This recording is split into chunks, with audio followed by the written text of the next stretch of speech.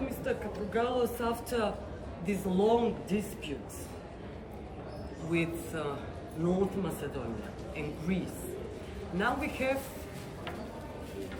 again dispute between Bulgaria and Greece.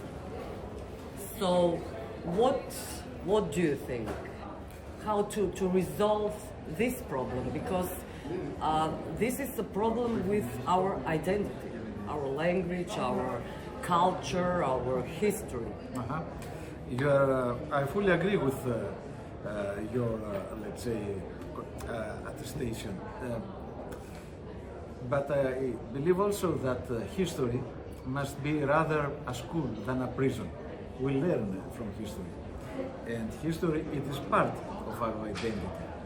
So in discussions, negotiations like that we had between our two nations, North Macedonia and Greece, we managed to resolve issues in which way? Respecting the core interests and the core beliefs of the other. I think that something like that is very, very feasible also regarding your dialogue with Bulgaria, provided that there is a mutual respect on both sides of this dialogue. So when we are talking about the European future, not only Macedonian, of the Western Balkans, we can see another community, other political community, which means there is a question: do we have a new future with this political community? And the idea is of the French President Macron, as you know, or we have also European Union. I believe that we should all continue to support accession of North Macedonia and the other countries of the Western Balkans to the European Union. The idea of the European political community cannot be a consolation prize for refusing to the countries of the Western Balkans what they deserve. And especially you, having made such an effort, not just with the Prespa agreement, that was a very courageous step ahead, but also with the reforms you have done. I believe that you are fully entitled to become a full member of the European Union.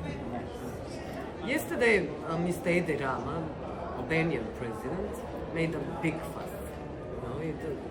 It was, yes. It is his style.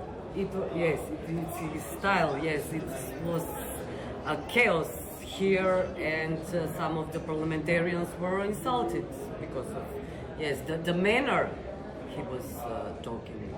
Yet, what do you think about this problem with the Yellow House and the resolution in the Council of Europe? He asked to be withdrawn.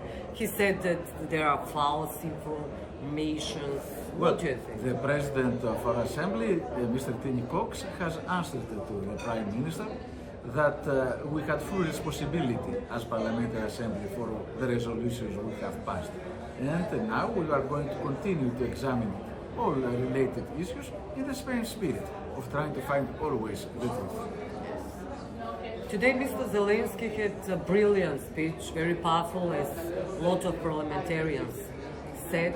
What he needs is really not just a support, but really medical supply, arms, etc., weapons, everything what he needs.